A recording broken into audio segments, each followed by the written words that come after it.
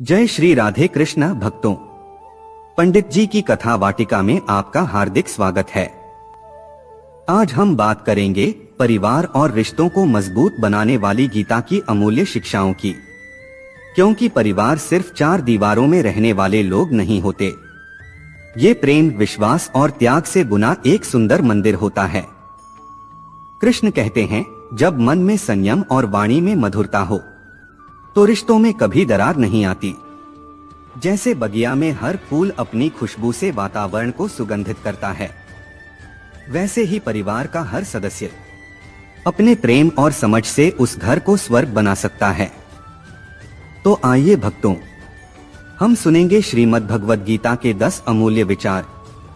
हर विचार के साथ मैं आपको सुनाऊं एक छोटी सी कथा, कभी पौराणिक, कभी संकेत के रूप में समझाने वाली, जो हमें सिखाएंगे कि कैसे अपने परिवार और रिश्तों को अटूट प्रेम के धागों में बांध कर रखना है और आपको सोचने पर मजबूर कर देगी।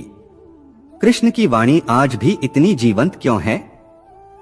तो आइए मन को एकाग्र कीजिए और इस दिव्य यात्रा में मेरे साथ चलिए।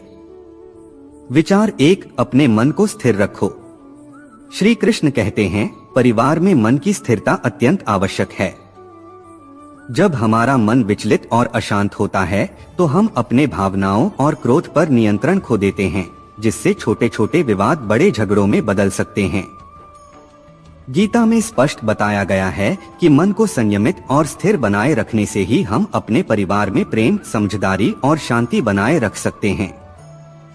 परिवार के रिश्ते तब सुखी और मजबूत होते हैं जब हर सदस्य अपने मन को संतुलित रखता है। यह स्थिरता हमें भावनात्मक उतार चढ़ाव से बचाती है और हमें धैर्य रखने की शक्ति देती है। जब मन शांत रहता है तो हम समस्याओं को धैर्यपूर्वक समझते हैं और सही समाधान निकालते हैं, जिससे परिवार का वातावरण प्रेमपूर्ण और सहायक बनता है। गीता का यह उपदेश हमें यह सिखाता है कि मन की स्थिरता आत्मा की शांति का स्रोत है।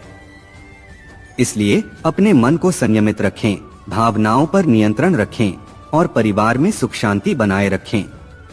श्री कृष्ण कहते हैं, हे मानव, अपने मन को स्थिर रखो, क्योंकि मन ही तो वह नाव है जो जीवन के सागर में हमें किनारे तक पहुंचाती है। यदि यह नाव डगमगाई तो चाहे तुम्हारे पास कितनी भी विद्या या सामर्थ्य क्यों न हो, तुम अशांति के तूफान में डूब जाओगे। परिवार में मन की स्थिरता ऐसा दीपक है जो आंधी में भी अपनी लौ को जलाए रखता है। जब मन विचलित होता है तो छोटी सी बात भी पर्वत बन जाती है और जो बात हल्की मुस्कान से सुलझ सकती थी वह कड़वाहट में बदल जाती है। उदाहरण 1, महाभारत से। आप देखिए, युधिष्ठिर महाराज, उनका मन कितना स्थिर था। पासा हारने के बाद, वनवास सहने के बाद, अपमान के बाद भी उन्होंने क्रोध को अपने ऊपर हावी नहीं होने दिया। अगर वे भी दुर्योधन की तरह उग्र हो जाते तो महाभारत का युद्ध उससे भी पहले हो जाता और अनगिनत निर्दोष मारे जाते। लेकिन उनकी स्थिरता ने समय को सही दिशा दी और अंततः धर्म की विजय हुई। उदाहरण 2, समुद्र का प्रतीक।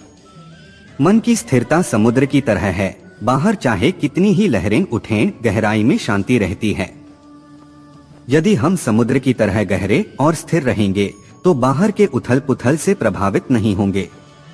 परिवार में कोई गलती करे तो उसी क्षण प्रतिक्रिया देने के बजाय समुद्र की तरह शांत होकर सुनिए, समझिए, फिर निर्णय लीजिए। उदाहरण 3, घर के दीपक का दृष्टांत। एक घर में दीपक जल रहा है, लेकिन यदि कोई बार बार उसमें फूंक मारे तो लौ डगमगा जाएगी। परिवार में जब कोई गुस्से की हवा चलाता है तब स्थिर मन वाला व्यक्ति वही दीपक बन जाता है जो अपनी लौ को बुझने नहीं देता। उसकी यही शांति पूरे घर को उजाला देती है। जीवन का संदेश।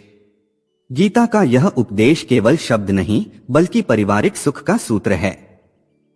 यदि हर सदस्य मन को स्थिर रखे, बिना जल्दबाजी के निर्णय ले, बिना कटु वाणी के प्रतिक्रिया दे तो झगड़े पनपने से पहले ही समाप्त हो जाते हैं। मन की स्थिरता धैर्य को जन्म देती है, धैर्य से समझ पैदा होती है और समझ से ही प्रेम व एकता का पुष्प खिलता है। इसलिए हे परिवार के रक्षक, मन को संयमित करो, भावनाओं को नियंत्रित करो और परिवार में वह शांति फैलाओ जो गंगा की धारा की तरह निरंतर बहती रहे।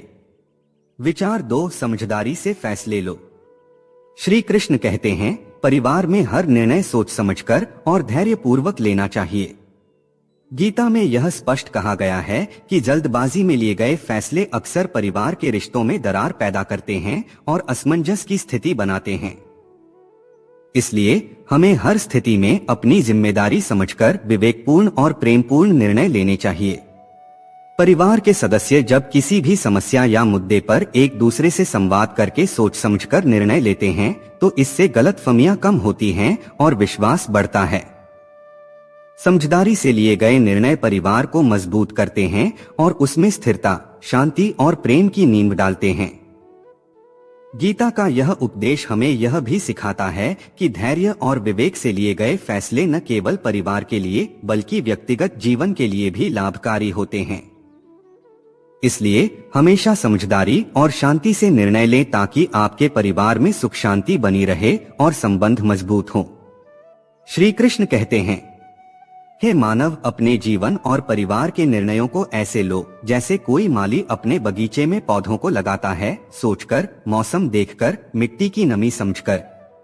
जो बीज बिना सोच के बो दिया जाता है वह या तो सूख जाता है या कांटों में बदल जाता है। परिवार में जल्दबाजी से लिया गया निर्णय उसी जलती मशाल की तरह है जो अंधेरे में भले रास्ता दिखाए, लेकिन अगर सही दिशा में न हो तो आग भी लगा सकता है। समझदारी से निर्णय लेना सिर्फ बुद्धि का काम नहीं बल्कि यह विवेक और करुणा दोनों का संगम है। उदाहरण 1, श्री राम का निर्णय। अयोध्या में जब कैकेयी ने राम को वनवास भेजने का वर मांगा तो महाराज दशरथ की स्थिति विचलित हो गई। लेकिन श्री राम ने पल भर में निर्णय लिया, पिताजी का वचन सर्वोपरि है। यह निर्णय भावनाओं में बहकर नहीं बल्कि धर्म और कर्तव्य को समझकर लिया गया। यदि राम जल्दबाजी में क्रोध करते या असहमति जताते तो अयोध्या में गृहयुद्ध हो सकता था। उदाहरण 2, कृष्ण का युद्ध पूर्व निर्णय। महाभारत युद्ध से पहले श्री कृष्ण ने स्वयं हथियार न उठाने और केवल मार्गदर्शन देने का निर्णय लिया। यह निर्णय बहुत सोच समझकर था ताकि युद्ध में पक्षपात का आरोप न लगे और धर्म की स्थापना निष्पक्ष रूप से हो। उनकी यही समझदारी धर्म की रक्षा में निर्णायक साबित हुई। उदाहरण 3, किसान का दृष्टांत। एक किसान के पास एक बैल बीमार हो गया। गांव वालों ने कहा, इसे बेच दो, इससे फायदा नहीं होगा। लेकिन किसान ने जल्दी निर्णय नहीं लिया। पहले वैद्य को बुलाया, इलाज कराया और कुछ महीनों में बैल पहले जैसा ताकतवर हो गया। संदेश स्पष्ट है, धैर्य और विवेक से लिया गया निर्णय कई बार असंभव लगने वाली स्थिति को भी बदल देता है। जीवन का संदेश। गीता का यह उपदेश कहता है, निर्णय लो लेकिन जल्दबाजी में नहीं। निर्णय ऐसा हो जिसमें सत्य, प्रेम और धैर्य तीनों का संगम हो। जब परिवार में सभी सदस्य आपसी संवाद से निर्णय लेते हैं तो विश्वास बढ़ता है और संबंध गहरे होते हैं। समझदारी से लिया गया फैसला परिवार के लिए उस मजबूत नींव जैसा है जिस पर पीढ़ियों तक सुख और शांति का महल खड़ा होता है। विचार 3, सद्भावना और सहयोग बढ़ाओ। श्री कृष्ण कहते हैं, परिवार में सद्भावना और सहयोग बनाए रखना अत्यंत आवश्यक है। जब हम एक दूसरे के लिए सद्भावना, सहानुभूति और मदद का भाव रखते हैं तो रिश्तों में मिठास और मजबूती आती है। गीता में बताया गया है कि दूसरों के प्रति दया, करुणा और सहनशीलता ही परिवार की खुशहाली का मूल मंत्र है। परिवार के सदस्य जब मिलकर एक दूसरे की सहायता करते हैं और एक दूसरे के सुख दुख में साथ देते हैं तो परिवार में प्रेम और स्थिरता बनी रहती है। सद्भावना से भरा वातावरण परिवार को मजबूत बनाता है और किसी भी समस्या का सामना आसानी से किया जा सकता है। सहयोग की भावना से सभी सदस्य अपने अपने कर्तव्यों को पूरी निष्ठा और प्रेम के साथ निभाते हैं। गीता का यह उपदेश हमें सिखाता है कि सद्भावना और सहयोग के बिना परिवार का जीवन अस्थिर हो जाता है। इसलिए अपने परिवार में सदैव प्रेमपूर्ण सद्भावना और सहयोग बनाए रखें, जिससे हर सदस्य को सुरक्षा, सम्मान और खुशी मिले। श्री कृष्ण कहते हैं, हे साधक, परिवार वह पवित्र वृक्ष है जिसकी जड़ें सद्भावना और सहयोग से सिंचित होती हैं। यदि जड़ों को पानी न मिले तो चाहे पत्ते कितने ही हरे हों, वृक्ष एक दिन सूख जाएगा। उसी प्रकार यदि परिवार में सद्भावना और सहयोग न हो तो रिश्तों की हरियाली धीरे धीरे मुरझा जाती है। सद्भावना का अर्थ केवल मीठे शब्द बोलना नहीं है, बल्कि यह दूसरों के सुख दुख को अपना मानकर उनके साथ खड़ा रहना है।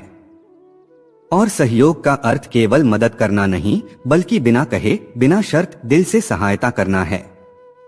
उदाहरण 1, पांडवों की एकता। महाभारत में पांडवों के वनवास के समय चाहे कितनी भी कठिनाई आई, पांचों भाई एक दूसरे के साथ खड़े रहे। अर्जुन के तीर खत्म हो जाए तो भीम आगे बढ़ते, नकुल सहदेव को थकान हो तो युधिष्ठिर सहारा देते। यही परस्पर सहयोग उनकी सबसे बड़ी शक्ति थी, जिसने अंततः धर्म की विजय सुनिश्चित की। उदाहरण 2, समुद्र और नदियों का दृष्टांत। समुद्र विशाल है, लेकिन वह अकेला नहीं भरता। नदियां अपने जल का अर्पण करके उसे समृद्ध करती हैं। समुद्र भी बदले में नदियों का जल वाष्प बनाकर बादलों के रूप में लौटाता है। यह आदान प्रदान ही प्रकृति का सहयोग है। परिवार भी तभी स्थिर रहता है जब हर सदस्य अपनी शक्ति, समय और प्रेम एक दूसरे के साथ बांटता है। उदाहरण 3, हनुमान जी का सहयोग भाव। लंका दहन से लेकर संजीवनी लाने तक हनुमान जी ने हर कदम पर श्री राम के कार्य में सहयोग किया। उनके मन में न अहंकार था, न कोई स्वार्थ। यही निस्वार्थ सहयोग उन्हें अमर बना गया। जीवन का संदेश। गीता का यह उपदेश केवल परिवार के लिए नहीं, समाज और राष्ट्र के लिए भी लागू होता है। सद्भावना और सहयोग वह दीपक हैं जो कठिनाइयों के अंधकार को दूर करते हैं। जब घर में हर कोई कहे मैं तेरे लिए हूं, तो वहां कलह पनप ही नहीं सकती। और याद रखिए, जैसे संगमरमर के मंदिर में हर पत्थर अपनी जगह जुड़कर भगवान का रूप बनाता है, वैसे ही परिवार में हर सदस्य अपनी सद्भावना और सहयोग से एक सुंदर अटूट बंधन रचता है। विचार 4, समय का सम्मान करो। श्री कृष्ण कहते हैं, परिवार में समय का सम्मान करना अत्यंत आवश्यक है। समय का सही उपयोग और सही समय पर कर्म करना जीवन को सफल बनाता है। गीता में यह बताया गया है कि कर्म का फल और उसका समय निश्चित होते हैं, इसलिए समय की महत्ता को समझकर हमें अपने कर्तव्यों का पालन करना चाहिए। परिवार के लिए समय निकालना रिश्तों को मजबूत और गहरा करता है। व्यस्त जीवन शैली के बावजूद यदि हम अपने परिवार के साथ समय बिताते हैं तो आपसी समझ बढ़ती है और प्रेम की गहराई होती है। समय का सम्मान करने से हम न केवल अपने परिवार को महत्व देते हैं, बल्कि उन्हें यह भी दिखाते हैं कि वे हमारे लिए कितने महत्वपूर्ण हैं। गीता का यह उपदेश हमें याद दिलाता है कि समय का सदुपयोग ही सफलता की कुंजी है। जब हम अपने परिवार के सदस्यों के लिए सही समय निकालते हैं तो रिश्ते मजबूत बनते हैं और जीवन में संतुलन बना रहता है। इसलिए समय का सम्मान करें और अपने परिवार को हमेशा प्राथमिकता दें। श्री कृष्ण कहते हैं, हे मानव, समय वह अदृश्य रथ है जो कभी रुकता नहीं, कभी थमता नहीं। जिसने समय को पहचान लिया वह जीवन की मंजिल तक पहुंच गया, और जिसने समय को खो दिया वह अवसरों के अंधकार में भटक गया। समय का सम्मान करना केवल घड़ी देखने भर नहीं है, बल्कि यह जानना है कि कौन सा कार्य कब करना है और किसको कब प्राथमिकता देनी है। परिवार में समय का सम्मान करना यानी अपने प्रियजनों के लिए वह अमूल्य पल निकालना जिसे पैसा, पद या प्रतिष्ठा कभी खरीद नहीं सकते। उदाहरण 1, राम और वनवास का समय। श्री राम जानते थे कि वनवास का समय भी उतना ही महत्वपूर्ण है जितना अयोध्या का राजसिंहासन। उन्होंने उस कठिन समय का उपयोग धर्म की रक्षा, मित्रता, सुग्रीव से और सहयोग, हनुमान से के बंधन बनाने में किया। यही समय बाद में रावण पर विजय का आधार बना। उदाहरण 2, महाभारत का युद्ध और समय की योजना।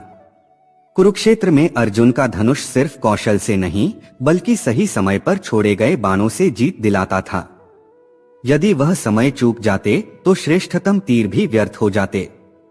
इसी तरह परिवार में प्रेम और संवाद का तीर भी सही समय पर चलाना आवश्यक है। उदाहरण 3, रेत की मुट्ठी का दृष्टांत। एक वृद्ध ने अपने पुत्र को मुट्ठी भर रेत पकड़ने को कहा। जितनी कसकर उसने पकड़ने की कोशिश की, उतनी ही रेत उसकी उंगलियों से गिर गई। समय भी रेत की तरह है, उसे कसकर पकड़ने की कोशिश नहीं, बल्कि सहजता से उपयोग करना चाहिए। जीवन का संदेश। गीता हमें सिखाती है कि समय का सम्मान करना ही जीवन का सम्मान करना है। यदि हम रोज के कामों में परिवार के लिए समय नहीं निकालते, तो धीरे धीरे रिश्तों की डोर ढीली हो जाती है। जो समय बच्चों की हंसी में, माता पिता के आशीर्वाद में, जीवन साथी के साथ संवाद में लगाया जाता है, वही हमारे जीवन का सबसे बड़ा निवेश है। इसलिए हे साधक, समय को केवल बिताओ मत, उसे सजाओ, उसे प्रेम और कर्म के फूलों से महकाओ। क्योंकि समय लौटकर नहीं आता, लेकिन उसके सही उपयोग से रिश्ते और जीवन दोनों अमर हो जाते हैं। विचार 5, अपने वचनों का पालन करो। श्री कृष्ण कहते हैं, परिवार में किए गए वचन निभाना अत्यंत महत्वपूर्ण है। जब हम अपने शब्दों का पालन करते हैं, तो दूसरों के मन में हमारे प्रति विश्वास और सम्मान बढ़ता है। गीता में स्पष्ट कहा गया है कि वचनबद्धता से व्यक्ति का जीवन सम्मान और प्रेम से भर जाता है। परिवार में जब हम एक दूसरे से किए गए वादों को निभाते हैं, तो रिश्ते मजबूत और भरोसेमंद बनते हैं। वचन निभाना केवल बड़े बड़े वादों तक सीमित नहीं होता, बल्कि रोजमर्रा की छोटी छोटी बातों में भी यह दिखता है। यदि हम अपने परिवार के प्रति ईमानदार और वचनबद्ध रहेंगे, तो आपसी विश्वास बढ़ेगा और संबंधों में मिठास बनी रहेगी। गीता का यह उपदेश हमें यह भी सिखाता है कि वचन के पालन से न केवल हमारे रिश्ते मजबूत होते हैं, बल्कि हमारा आत्मसम्मान भी बढ़ता है। इसलिए हमेशा अपने परिवार के सदस्यों के साथ किए गए वचनों को निभाएं और अपने व्यवहार से प्यार और सम्मान का परिचय दें। श्री कृष्ण कहते हैं, हे मानव, वचन केवल शब्द नहीं, यह हृदय और आत्मा का बंधन है। यह वह अदृश्य डोर है जो दो व्यक्तियों के बीच विश्वास को बांधती है। जो वचन निभाता है, उसका सम्मान धरती पर भी होता है और स्वर्ग में भी। परिवार में वचन निभाना केवल बड़े वादों का पालन करना नहीं है, बल्कि रोजमर्रा की छोटी छोटी प्रतिज्ञाओं में भी सत्यनिष्ठ रहना है। बच्चे से कहा था कि आज शाम साथ खेलेंगे, निभाइए। माता पिता से कहा था कि उनके साथ भोजन करेंगे, निभाइए। जीवन साथी से कहा था कि हर परिस्थिति में साथ देंगे, निभाइए। यही छोटी छोटी बातें रिश्तों के महल को अटूट बनाती हैं। उदाहरण 1, श्री राम का वचन पालन। जब कैकेयी ने महाराज दशरथ से वर मांगा और वनवास का आदेश आया, तो श्री राम जानते थे कि यह अन्याय है, लेकिन पिता को दिया वचन सर्वोपरि था। उन्होंने 13 वर्ष नहीं, पूरे 14 वर्ष वन में बिताए, ताकि पिता का वचन अक्षुण्ण रहे। यही वचनबद्धता उन्हें मर्यादा पुरुषोत्तम बनाती है। उदाहरण 2, भीष्म पितामह का प्रतिज्ञा धर्म। भीष्म ने आजीवन ब्रह्मचर्य का व्रत लिया और हस्तिनापुर की गद्दी की रक्षा का वचन दिया। इस वचन के लिए उन्होंने अपने सुख, विवाह और निजी जीवन का बलिदान कर दिया। उनके इस त्याग ने उन्हें महाभारत के सबसे पूजनीय पात्रों में स्थान दिलाया। उदाहरण 3, दीपक का प्रतीक। दीपक जब जलने का वचन देता है, तो आंधी, धूल और अंधकार से जूझते हुए भी जलता रहता है, जब तक कि उसका तेल समाप्त न हो जाए। ऐसा ही होना चाहिए, हमारे वचन का अंत तक निभाया जाए, चाहे परिस्थितियां कैसी भी हों। जीवन का संदेश। गीता हमें सिखाती है कि वचन पालन केवल दूसरों का विश्वास जीतने के लिए नहीं, बल्कि अपने आत्मसम्मान को जीवित रखने के लिए भी आवश्यक है।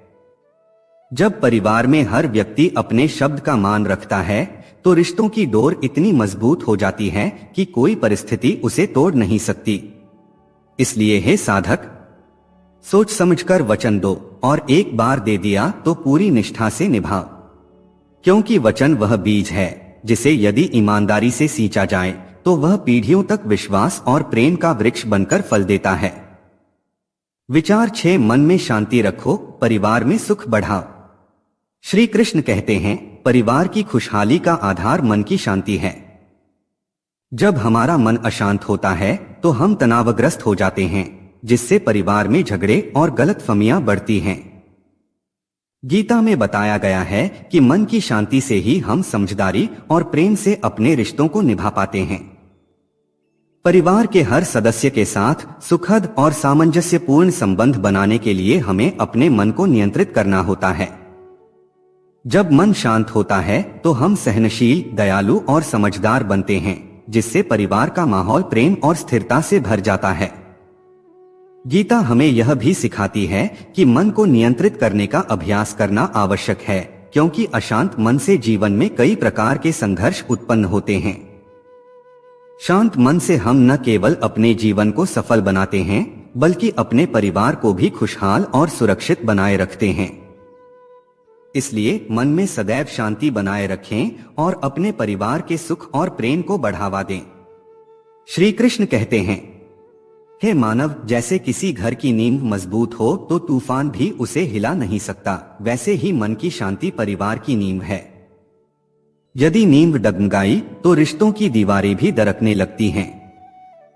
मन अशांत हो तो छोटी सी बात भी पर्वत बन जाती है, और शांत हो तो पर्वत जैसी समस्या भी राई के बराबर लगती है। शांत मन से निकले शब्द मरहम का काम करते हैं, जबकि अशांत मन से निकले शब्द तीर की तरह चुभते हैं। उदाहरण 1, महाभारत में विदुर की शांति। कुरु सभा में जब दुर्योधन और शकुनी की षड्यंत्रकारी बातें चल रही थीं, विदुर शांत मन से धर्म की बात कहते रहे। उन्होंने क्रोध या उत्तेजना से नहीं, बल्कि धैर्य और विवेक से अपनी बात रखी। यही कारण था कि पांडव उन्हें सबसे भरोसेमंद मानते थे। उदाहरण 2, झील का दृष्टांत।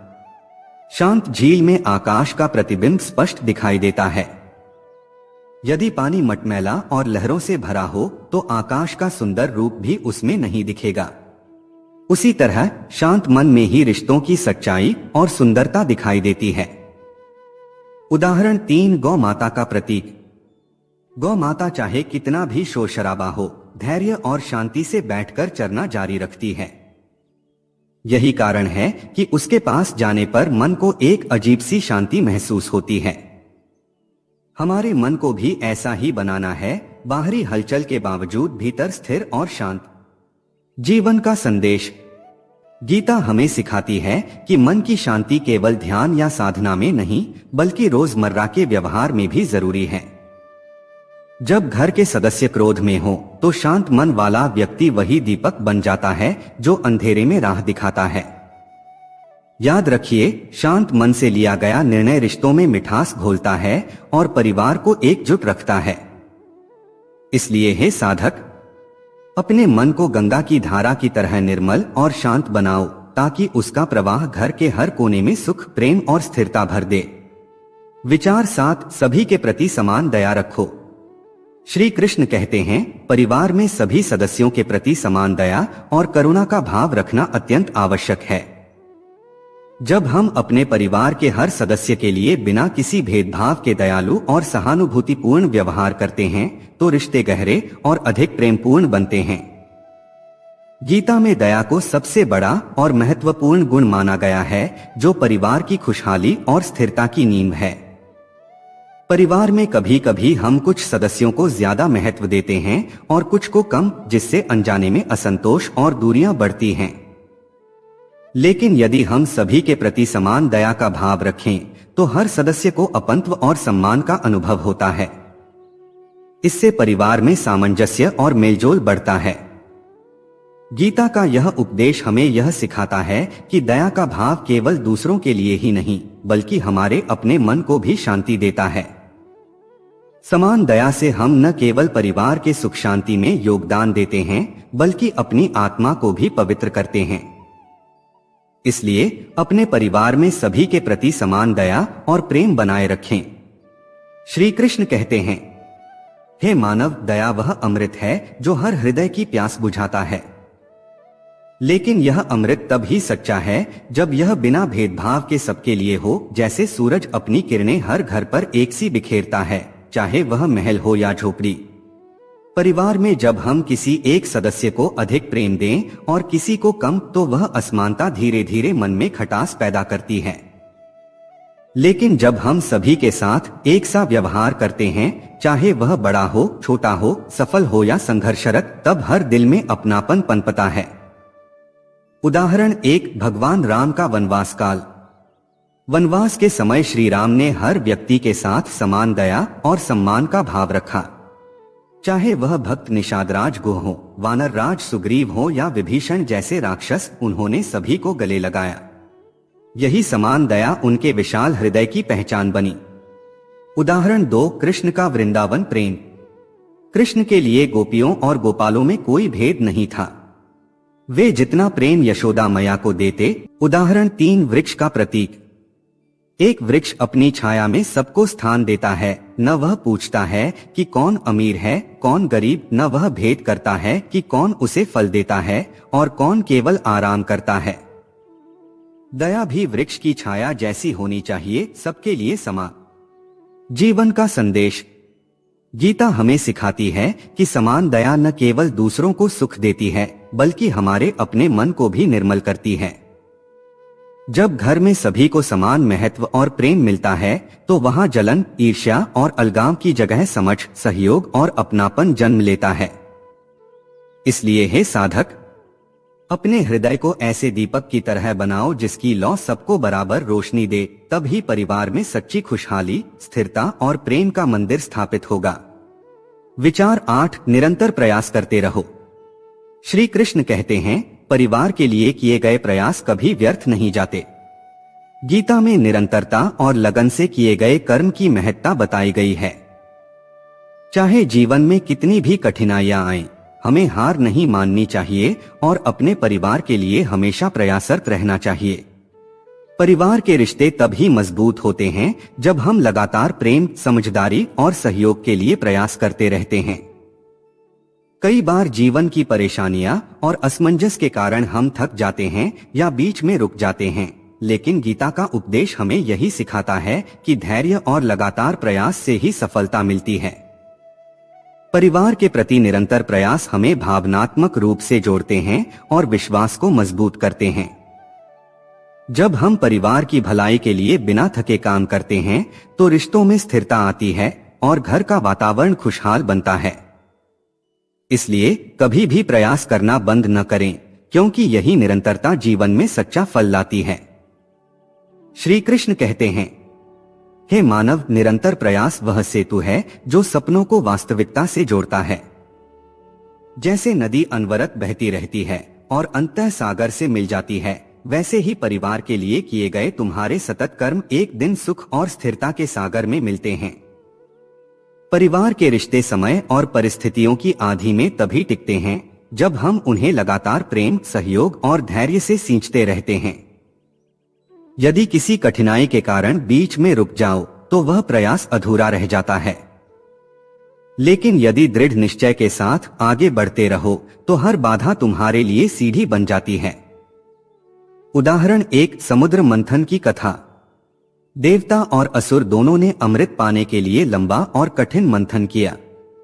बीच में विष भी निकला, थकान भी आई, परंतु उन्होंने प्रयास नहीं छोड़ा और अंततः अमृत प्राप्त हुआ। परिवार में भी कठिन समय आएगा, पर निरंतर प्रयास ही अमृत समान फल देगा। उदाहरण 2, श्री कृष्ण का कुरुक्षेत्र संदेश। अर्जुन के मन में युद्ध को लेकर कई शंकाएं थीं, लेकिन कृष्ण ने कहा, कर्म करते रहो, फल की चिंता मत करो। यही निरंतरता अर्जुन को विजय तक ले गई। परिवार में भी परिणाम की चिंता छोड़ प्रेम और सेवा का कर्म करते रहना ही सफलता का मार्ग है। उदाहरण 3, दीपक का प्रतीक। दीपक तब तक प्रकाश देता है जब तक वह लगातार जलता रहता है। अगर बीच में बुझ जाए तो अंधेरा घर कर लेता है। वैसे ही हमारे प्रयास भी निरंतर होने चाहिए, तभी रिश्तों में उजाला बना रहेगा। जीवन का संदेश। गीता हमें सिखाती है कि सच्चा प्रेम और मजबूत संबंध केवल निरंतर प्रयास से ही फलते फूलते हैं। जब हम परिवार की भलाई के लिए हार न मानकर कार्य करते रहते हैं, तो विश्वास, प्रेम और स्थिरता की नींव गहरी होती जाती है। इसलिए हे साधक, अपने प्रयासों को उस नदी की तरह बनाओ जो रुकना नहीं जानती, तभी तुम्हारा परिवार सुख, शांति और प्रेम के सागर में स्थिर होकर चमकेगा। विचार 9, दूसरों के गुणों की प्रशंसा करो। श्री कृष्ण कहते हैं, परिवार में दूसरों के अच्छे गुणों को देखकर उनकी प्रशंसा करना अत्यंत महत्वपूर्ण है। जब हम अपने परिवार के सदस्यों के सकारात्मक पहलुओं और योग्यताओं की सराहना करते हैं, तो हमारे मन में प्रेम और सम्मान की भावना गहराती है।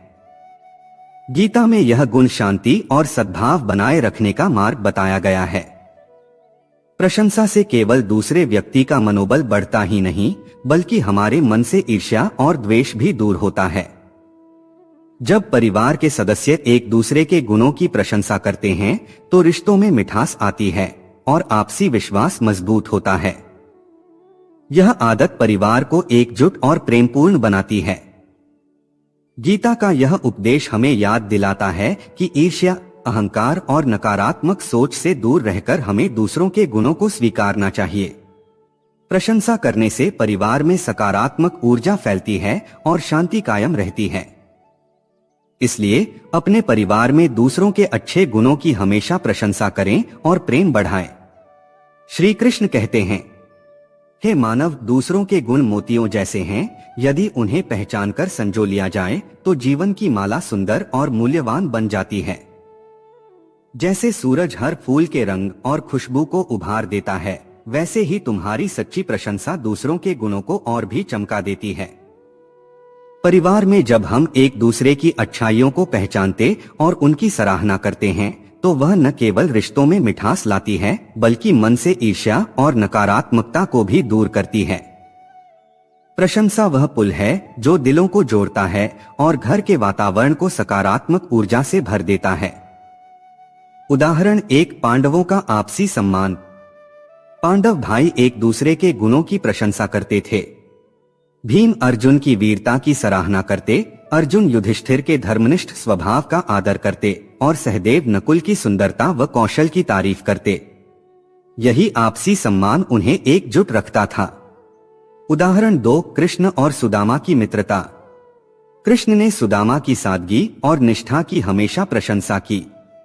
जब सुदामा मिलने द्वारका आए, तो कृष्ण ने राजसी ठाट से उनका स्वागत किया, जिससे उनका प्रेम और सम्मान जीवन भर अमिट हो गया। उदाहरण 3, चांद का प्रतीक। चांद रात के अंधकार में तारों की सुंदरता को और बढ़ा देता है, खुद कम न होते हुए भी दूसरों के प्रकाश को सराहता है। वैसे ही सच्ची प्रशंसा से हमारा तेज कम नहीं होता, बल्कि और बढ़ता है। जीवन का संदेश। गीता हमें सिखाती है कि दूसरों के गुणों की प्रशंसा करने से मन निर्मल होता है और रिश्तों में भरोसा गहराता है। जब हम अपने परिवार के हर सदस्य की अच्छाइयों को खुलकर सराहते हैं, तो घर प्रेम, आदर और खुशी का मंदिर बन जाता है। इसलिए हे साधक, अपने शब्दों को ऐसी मधुर वीणा बनाओ जो हर दिल के गुणों की धुन बजाए, तब ही तुम्हारे परिवार में शांति, अपनापन और सौहार्द का चिरस्थायी गीत गूंजेगा। विचार 10, संयम और संतुलन अपनाओ। श्री कृष्ण कहते हैं, परिवार के जीवन में संयम और संतुलन यानी संतुलन का होना अत्यंत आवश्यक है। जब हम अपने क्रोध, चिंता, लालच या कामुकता जैसे आवेगों पर नियंत्रण रखते हैं, तो हमारा मन शांत रहता है और परिवार का माहौल सुख शांति से भर जाता है। गीता में भी बताया गया है कि अत्यधिक इच्छा और आवेग रिश्तों में तनाव और कलह का कारण बनते हैं। परिवार के सदस्यों के बीच जब हर कोई संयमित और संतुलित व्यवहार करता है, तो आपसी समझ और प्रेम बढ़ता है। यह संयम केवल क्रोध पर नहीं, बल्कि भोजन, बोलचाल, खर्च और व्यवहार के हर पहलू में होना चाहिए। संयमित जीवन शैली अपनाने से न केवल हमारा मन शुद्ध होता है, बल्कि हम अपने परिवार के लिए भी एक अच्छा उदाहरण बनते हैं। गीता का यह उपदेश हमें सिखाता है कि संतुलन से जीवन में स्थिरता आती है और परिवार के संबंध मजबूत बनते हैं। इसलिए अपने मन और व्यवहार में संयम और संतुलन अपनाएं, ताकि परिवार में सद्भाव और शांति बनी रहे। श्री कृष्ण कहते हैं, हे मानव, संयम वह तट है जो जीवन की नदी को बिखरने से बचाता है। जैसे बांध पानी के बहाव को संतुलित कर उसकी शक्ति को सही दिशा में लगाता है, वैसे ही संयम तुम्हारे विचारों, भावनाओं और कर्मों को सही मार्ग देता है। अति किसी भी चीज की हो, वह अशांति और क्लेश का कारण बनती है और संतुलन ही सुख शांति का मूल है। परिवार में भी यही नियम लागू होता है। बोलचाल में संयम हो तो कटुता नहीं जन्मेगी, खर्च में संयम हो तो तंगी नहीं आएगी, क्रोध में संयम हो तो रिश्ते नहीं टूटेंगे। उदाहरण 1, युधिष्ठिर का धर्म संतुलन। पांडवों के सबसे बड़े भाई युधिष्ठिर ने हर परिस्थिति में संतुलन बनाए रखा, चाहे वह द्यूत क्रीड़ा में हार का समय हो या राज्य वापसी का समय। उनका संयम ही परिवार को एकजुट रखने का आधार बना। उदाहरण 2, श्री कृष्ण का रथ संचालन। कुरुक्षेत्र में कृष्ण ने अर्जुन के आवेग को संयमित कर युद्ध के धर्म को निभाने की प्रेरणा दी। यदि उन्होंने अर्जुन की भावनाओं को संतुलित न किया होता तो धर्मयुद्ध अधूरा रह जाता। उदाहरण 3, दीपक का प्रतीक। दीपक का प्रकाश तभी सुंदर लगता है जब उसकी लौ संतुलित जलती है, न बहुत तेज जिससे जलन फैले, न बहुत धीमी जिससे अंधेरा छा जाए। संयम भी जीवन में यही संतुलन देता है। जीवन का संदेश। गीता हमें सिखाती है कि संयम और मॉडरेशन से जीवन में स्थिरता आती है और रिश्तों में मिठास बनी रहती है। जब हम बोलचाल, खर्च, क्रोध और इच्छाओं में संतुलन रखते हैं तो परिवार का वातावरण प्रेम, समझ और सुख से भर जाता है। इसलिए हे गृहस्थजन, अपने जीवन की वीणा के तारों को मध्यम स्वर में बांधिए। संयम ही वह सुर है जो परिवार को प्रेम, समझ और सुख के राग में बांध देता है। तो भक्तों, ये थे श्रीमद् भगवद गीता के 10 दिव्य विचार जो जीवन के अंधेरों में दीपक की तरह रास्ता दिखाते हैं। याद रखिए, विचार तभी सार्थक हैं जब हम उन्हें अपने आचरण में उतारें। कृष्ण की वाणी केवल शब्द नहीं, ये आत्मा को जगाने वाली शक्ति है। और हाँ, परिवार जीवन का सबसे सुंदर मंदिर है। जब इस मंदिर में प्रेम, धैर्य और त्याग की दीपशिखा जलती है, तभी जीवन में सुख और शांति का प्रसाद मिलता है। गीता हमें सिखाती है कि परिवार में भी एक दूसरे के प्रति करुणा, क्षमा और सहयोग का भाव रखें, ताकि रिश्तों की डोर कभी न टूटे। फिर मिलेंगे अगली कथा में, जहां श्री कृष्ण की और भी मधुर वाणी और प्रेरक कथाएं आपका इंतजार कर रही हैं। राधे राधे।